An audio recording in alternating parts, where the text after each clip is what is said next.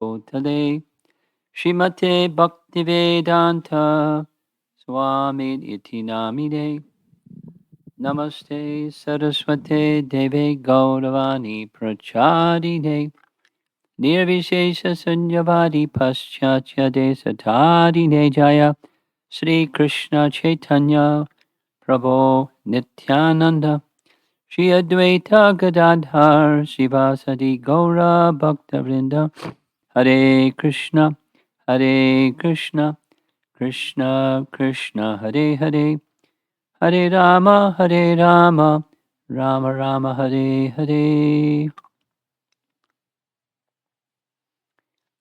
I'd like to read this morning from Canto 1, Chapter 1, texts 8 and 9.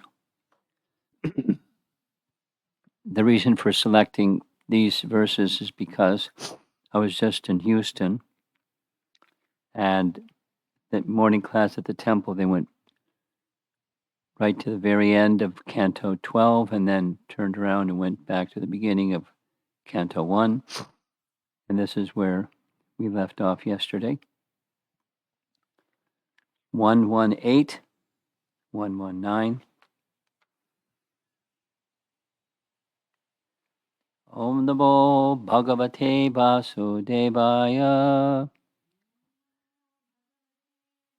Om Namo Bhagavate Vasudevaya. Om Namo Bhagavate Vasudevaya. Narayanam Namaskritya Naram Chaiva Narottamam Devim Saraswatim Vyasam Tato Jayamudirayat. That's a verse from Canto 1, Chapter 2. After hearing the questions by the sages, Sutta begins to speak. And he says, before I begin, one should offer respects to the personalities mentioned. There's 4.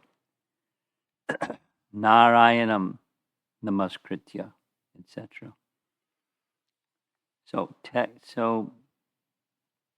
I'll read the verse. Before 1, 2, 4, I think it is.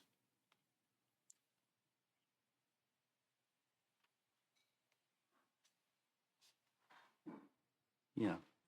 Before reciting this Srimad Bhagavatam, which is the very means of conquest, one should offer respectful obeisances unto the personality of Godhead Narayana, unto Narayana Rishi, the supramost human being, unto Mother Saraswati, the goddess of learning, and unto Srila Vyasadeva, the author. So here's text 8.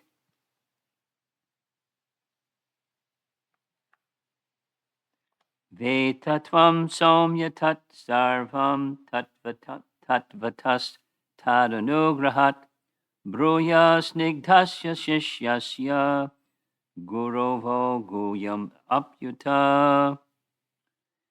And because you are submissive, your spiritual masters have endowed you with all the favors bestowed upon a gentle disciple, and therefore you can tell us all that you have scientifically learned from them. So at this point, the speaker is Shaunaka Rishi. Shaunaka Rishi is representing many sages that have assembled at Naimisharanya. And they know that Sutta Goswami has just heard the entire Srimad Bhagavatam from Maharaj Parikshit. And there's many other qualifications of Sutta Goswami as mentioned in the previous verses. They, Shaunaka and the sages, are submitting to Sutta who's younger than them, but vastly qualified, specifically because he heard Srimad Bhagavatam directly from Shukadev Goswami, and thus in disciplic succession, they want him to repeat so they can hear and understand. Now they're appreciating what they're anticipating hearing from him. And his qualification: because you are submissive, your spiritual masters have endowed you with all the favors bestowed upon a gentle disciple. Therefore, you can tell us all that you have scientifically learned from them. He has qualification, he's heard from the right source, all those things mentioned previous verses, and they want to hear from him in disciplic succession. Srila Prabhupada's purport. The secret of success in spiritual life is in satisfying the spiritual master and thereby getting his sincere blessings. Srila Vishwanath Chakrabarti Thakur has sung in his famous 8 stanzas on the spiritual master as follows, quote, I offer my respectful obeisances unto the lotus feet of my spiritual master. Only by his satisfaction can one please the personality of Godhead, and when he is dissatisfied, there's only havoc on the path of spiritual realization, unquote. It is essential, therefore, that a disciple be very much obedient and submissive to the bona fide spiritual master.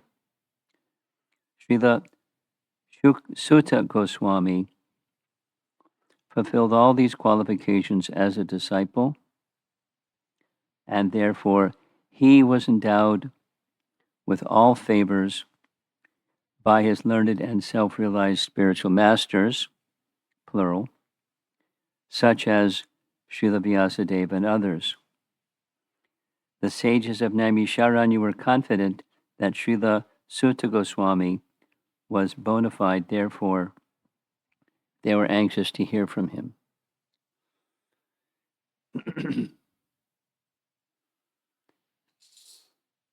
Mention specifically is made of Vyasadeva. And here is Sutta Goswami. So Sutta Goswami was the son of Romaharshan Sutta. Romaharshan Sutta was one of Vyasadeva's disciples, who Vyasadeva entrusted the Puranas and Itihasas when he divided the Vedas to Romaharshan Sutta.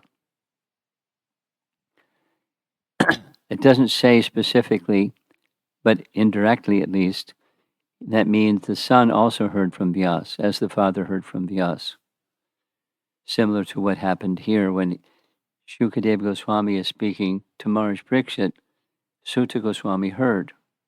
So Shukadev Goswami is one of his spiritual masters, at least Shiksha Guru category, and Vyasadeva. So spiritual masters, plural. The fact that it's plural implies Shiksha, because there may be multiple Shiksha personalities in one's life. The criterion for selecting who should be or who might be in the category of Shiksha Guru is also identified. That all the points that are being made about Sutta's qualification. So Shaunaka Rishi is very elderly, and he's a rishi. That means he has diksha and he has shikshas, persons. He's accepting sutta as one. Why? That's just the qualification. This and this and this, and there's alignment with all of what he has done prior to sitting before the assembly at Naimisharanya. And they're ready to hear from him. And the point that Prabhupada is making in this purport is this is the secret. He's using the word secret to success in spiritual life, and that's the submission unto the right person. The right person qualifications are being identified, and there's a qualification of the person who's hearing, not just being in the presence of a qualified speaker, but having the right regard for the topics of that speaker and the speaker, and how the speaker has received the message that they're about to deliver. So, with proper regard, adara is the phrase, with proper regard or respect, acknowledging the capacity of sutta to illuminate them, because they're already rishis, they're already vastly learned brahmanas, but he has all these credentials, and one of those credentials is that sutta has received the blessings of his spiritual masters. And because when the blessings come, then there's empowerment. And the opposite is also mentioned in the purport. When that submission is lacking or weakened or broken, then spiritual potency or spiritual efficacy is also diminished. And such a person isn't going to be able to deliver, because they're delivering something that comes from another. We'll say it again another way. Prabhupada's phrase, I'm a postal peon, which is, it's a demeaning phrase. Peon means like totally insignificant person. And the postal peon is one who's the mailman who delivers the letters to your door, or wherever they deliver the letters to these days. And the importance of the postal peon is they're representing the post office, and the post office is a via media for the person who's sending a letter to get to the recipient. The postal peon doesn't get credit for the message in the letter.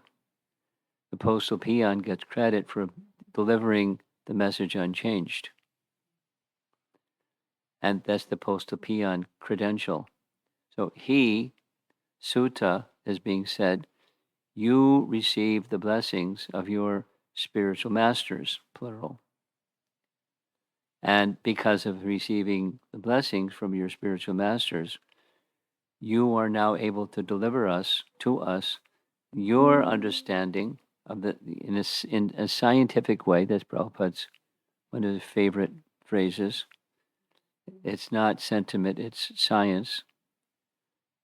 What does he mean by that? It's not just some softness of the heart and the mind, and that's bhakti.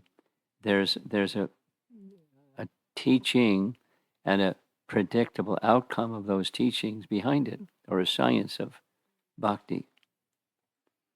And there is a science to bhakti. Yes, there is feeling. And yes, there's a science to transcendental feeling. And specifically, the transcendentalness of the function of guru, which is the focus in this verse. Sutta is performing the function of a guru in relation to very, very elevated rishis, younger than all of them, but having a credential, because they didn't hear Shukadeva Goswami speak Srimad Bhagavatam, but Sutta did. So it was a privileged position. Sutta being in that audience, hearing, and they recognize that benefit, again, hearing directly from Shukadev and getting the blessings of Shukadev. It's something like, it's a nice understanding, something like Chaitanya Mahaprabhu gave instructions to many, particularly just thinking of Rupa and Sanatan. And with the teachings extensively to Rupa and Sanatan, he gave them three blessings. One, you'll understand it. That's a blessing. Second, you will write what you've understood. That's another blessing. It's an empowerment. Without the empowerment of one's authorities, then one doesn't write. Like Krishnadas Kaviraj, and going here and there and asking the elevated Vaishnavas for their blessings for him to write Chaitanya Charitamrita, because he was being requested and requested and requested, and he wasn't feeling qualified, but requested and requested. So he wanted their blessings besides the mandate to do something. And of course, he got their blessings, and specifically, he got Madan Mohan's blessings when he went to the place where Madan Mohan was to seek Madan Mohan's blessings. The garland fell, indicating this is for you, this is my blessings. So the point is receiving the blessings of the spiritual masters, Shiksha gurus, the ones from whom I have received what I have. And if they give their blessings, then that what they gave to me, I can represent properly. And then there's the responsibility to represent properly the postal peon. You don't change the letter. Open up the letter, envelope, scratch some things out, add some other things in their place, seal up the envelope again, and hand the letter. We don't do that. By law, it's probably unlawful. What to speak of unethical. So the ethical speaker has all these credentials, and Shaunaka and the sages, they recognize Sutta has all those credentials, and they want to hear. What do they want to hear? All that you have scientifically learned from your spiritual masters. And text 9, Tatra Tatranjasayusman Bhavata Yad Vinishchitam Pungsam Ekantata Shreyas Tanna Samshritam Arhasi. Please, therefore, being blessed with many years, explain to us in an easily understandable way what you have ascertained to be the absolute and ultimate good for the people in general. That's a nice question. They're not interested in their liberation. These are rishis, and they're not liberationists. They're perfected souls, and they want to hear from yet another perfected soul, because hearing from another perfected soul is beneficial for everyone. There's a nice Prabhupada story, one amongst many.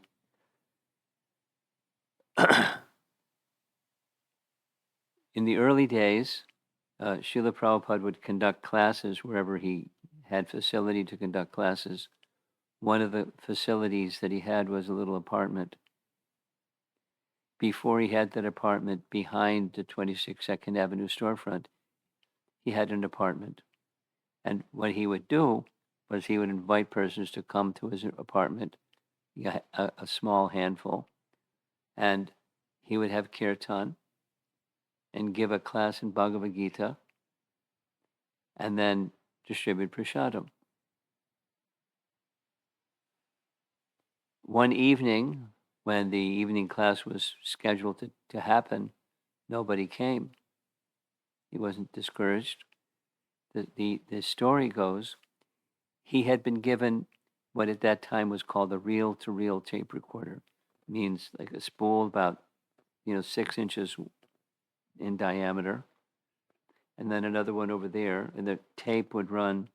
The recording process was you press a button, and the big spool moves, and the other spool receives, and it retains the recording. So what did Prabhupada do?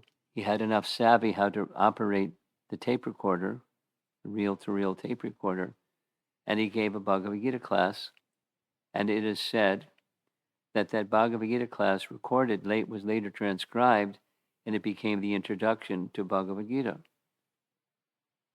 And the introduction to Bhagavad Gita is astounding. And he gave it to an empty room, and is speaking to a reel-to-reel tape recorder.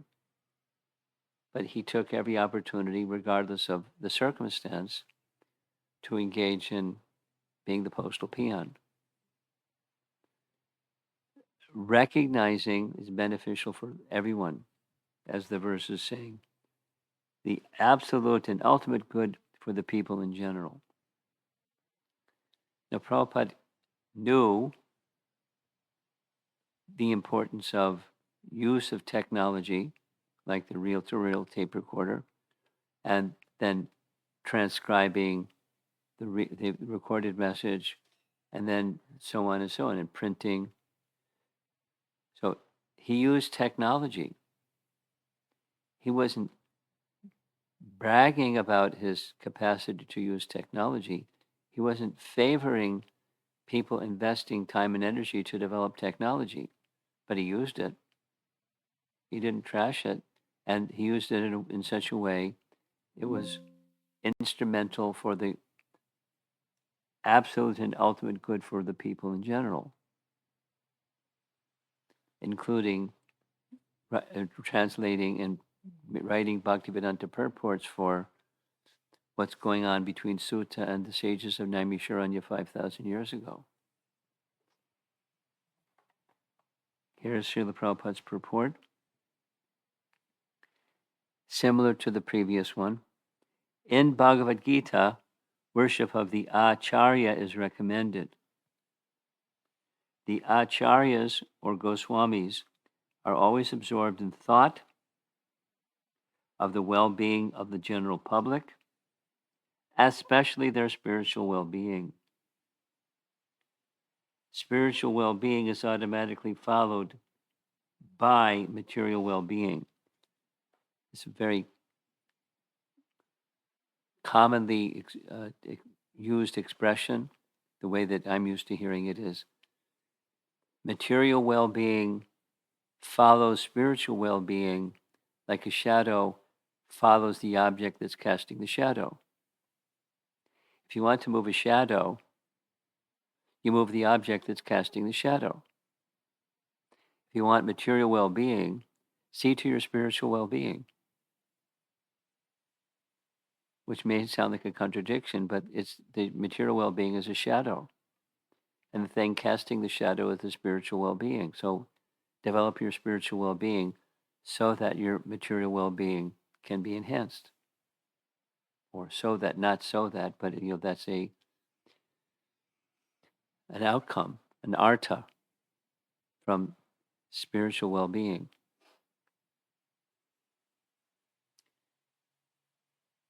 The acharyas, plural, therefore give descriptions in spiritual well-being for people in general, foreseeing the incompetencies of the people in this age of Kali, or the Iron Age of Coral.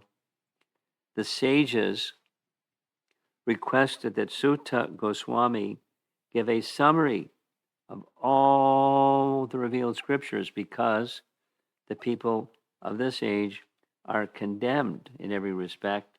The sages therefore inquired of the absolute good, which is the ultimate good for the people. The condemned state of affairs of the people of this age is described as follows. And the celebrated verses. The misfortune of the age of Kali.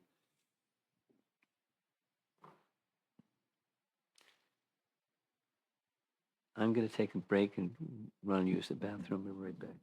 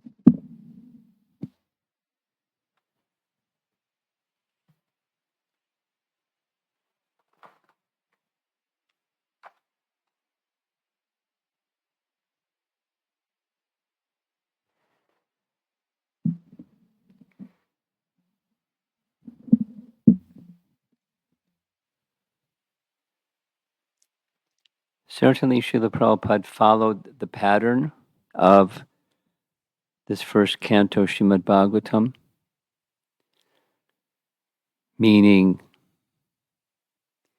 he translated the first canto purposefully before coming to deliver the teachings of the Lord Chaitanya in the West, which was his mandate. So the teachings of Lord Chaitanya are the teachings of Srimad Bhagavatam, and the teachings of Srimad Bhagavatam are the teachings of Lord Chaitanya. They're non-different. The manner of expression varies, but the message doesn't vary.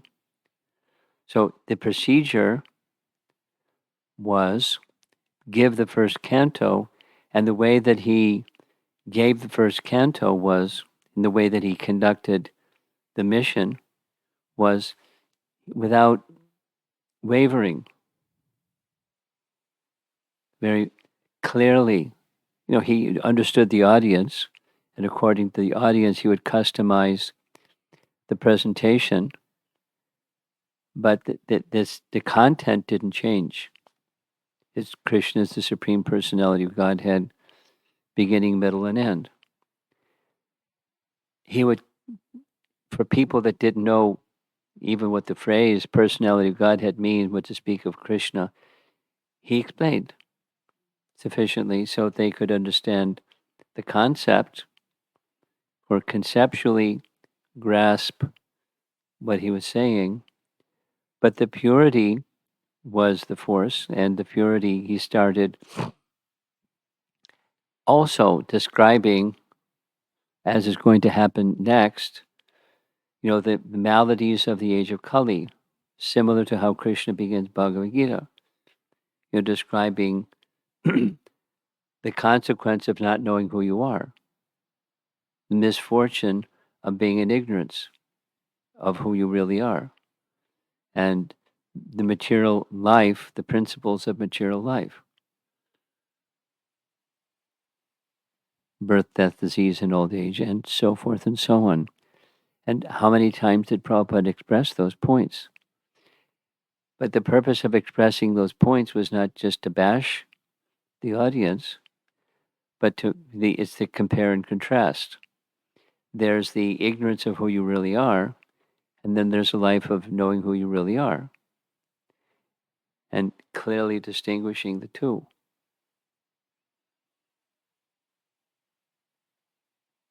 Beyond the modes of nature.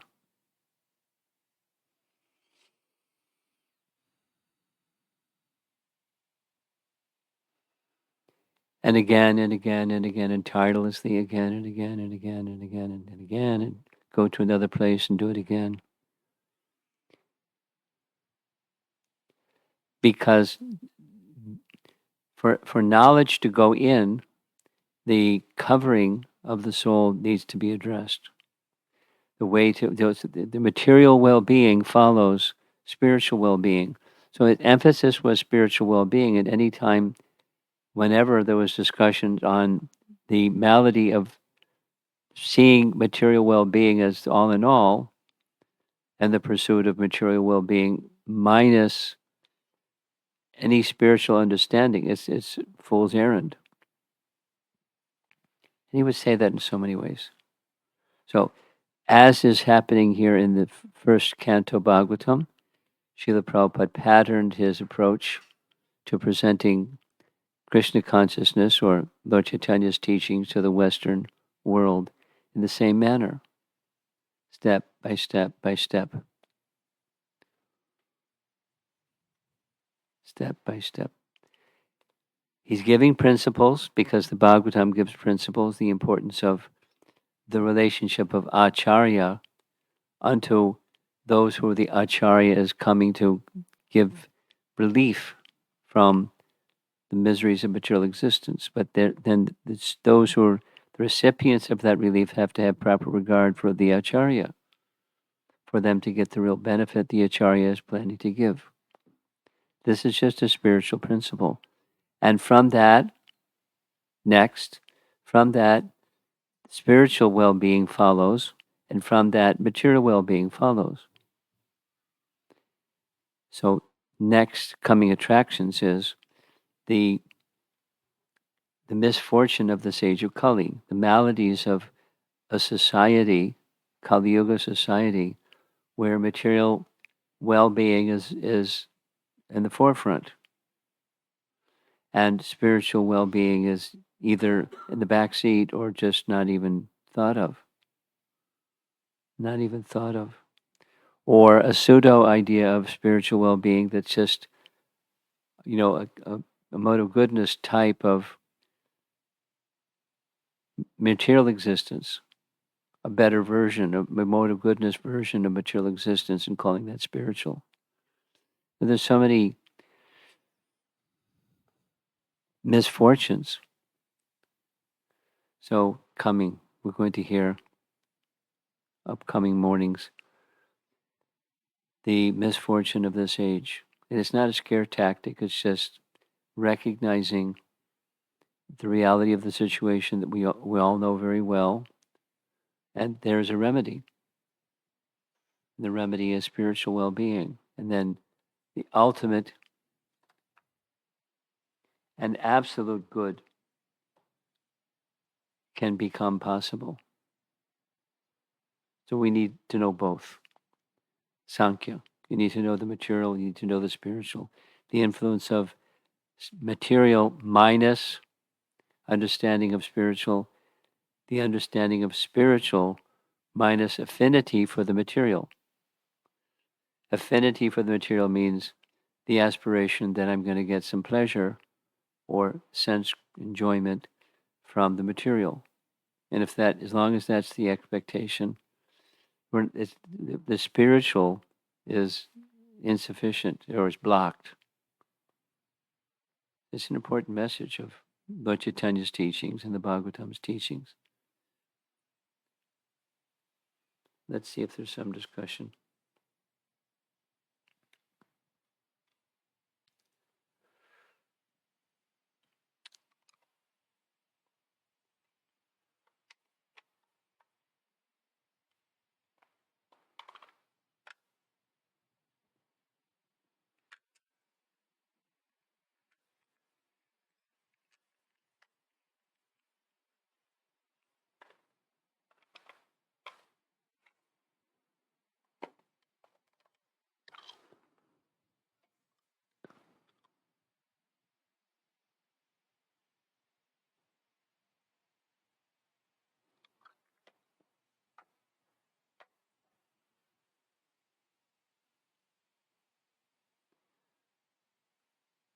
So we'll see you tomorrow morning. Hare Krishna. Yes?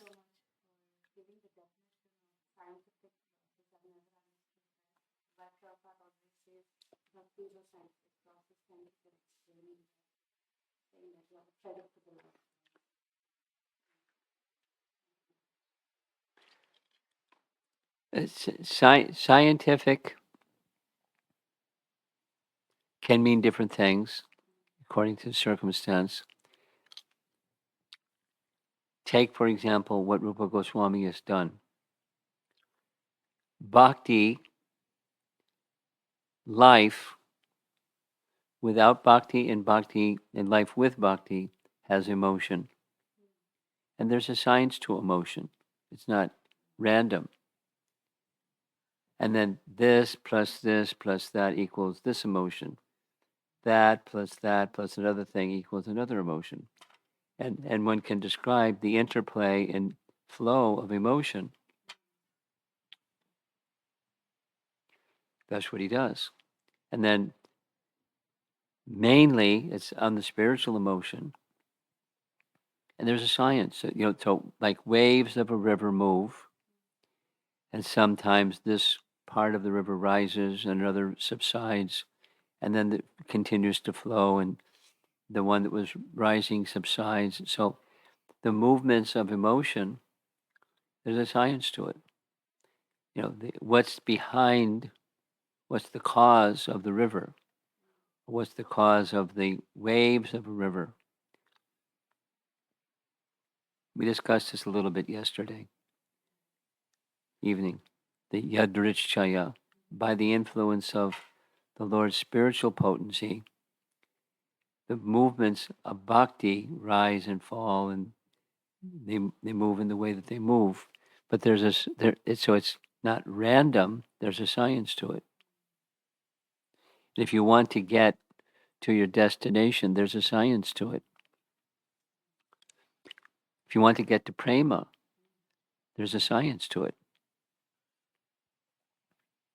And there are different ways to get to prema, but there's a science to the different ways to get to prema. So it's all for the connoisseurs or those in knowledge of the science of devotion. They can understand. It's not exact. It's not material. It's not the same cause and effect. But the movement of bhakti, the movements of the emotions within bhakti, that can be analyzed in a scientific manner. And then you add another sub anubhava or vibhava or something, and then something happens. The picture changes. It's a science. Now, how important is it to know the science? At least, at least in the sadhana stage, one should know the science. Specifically, the distinction between spiritual material. There's a science to it. How to utilize that which is a product of the material energy in the mode of serving Krishna so that it's favorable for Krishna, and then that material energy becomes no longer material energy. It's just like technology, producing books. This use of technology can be used to produce garbage. It's not technology is great or technology is condemned. Depends on how it's utilized. He was not, my understanding is, he was not in favor of us going rah, let's develop technology. He was not opposed to the devotees becoming proficient in technology. The main concern is don't get sucked into the technology. Become conversant in the science of bhakti, and then you can use technology.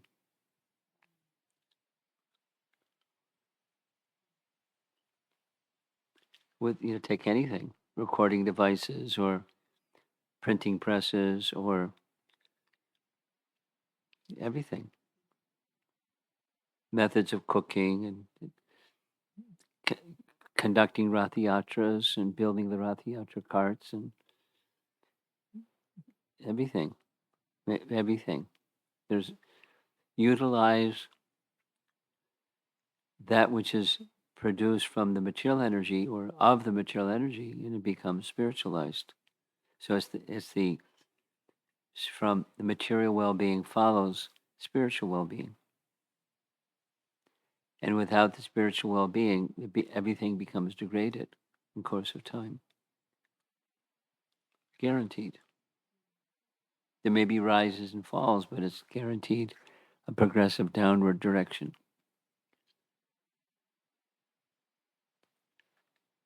Okay. See the Prabhupada. Right.